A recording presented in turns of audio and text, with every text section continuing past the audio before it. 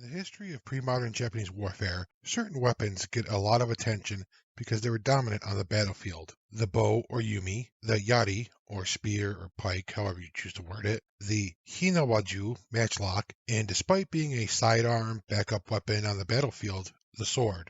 However, there were numerous weapons or weapon variants that were less commonly used and thus often less well known. Before getting into that though, this video is part of the monthly collaboration series on Japanese weapons. I am doing this along with Samurai and Ninja History, the Shogunate, and Samurai Traditions of the Tada Genji. Their videos for this month will be linked in the description when they become available, as well as the videos on the playlist, and their channels will be linked in the description as well.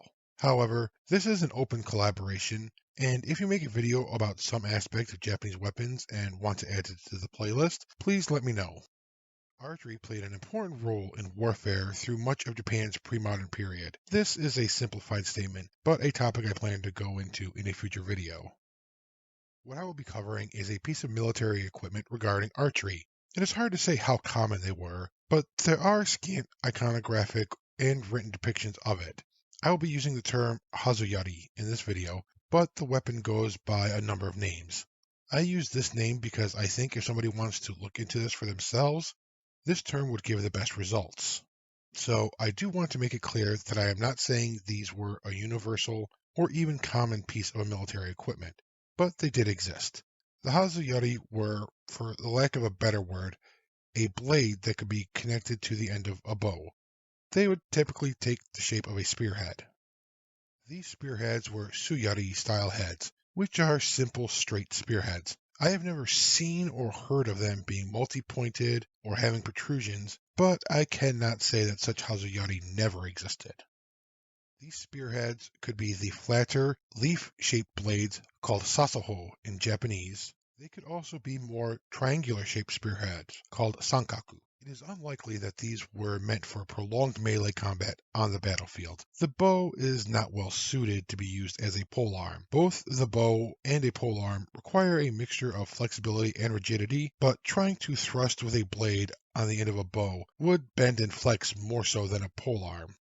The use for the Hazu Yari is said to be as a kind of emergency melee weapon. If archers and the enemy close within range, the Hazu Yari could be used. It is often depicted as being held closer to the bottom tip of the bow to make use of range, but the flexing of the bow would likely decrease how well thrust would work. The bow would have to be gripped higher, closer to the Hazu Yari, in order to support the bow with the impact of thrusts and cuts to make them more effective.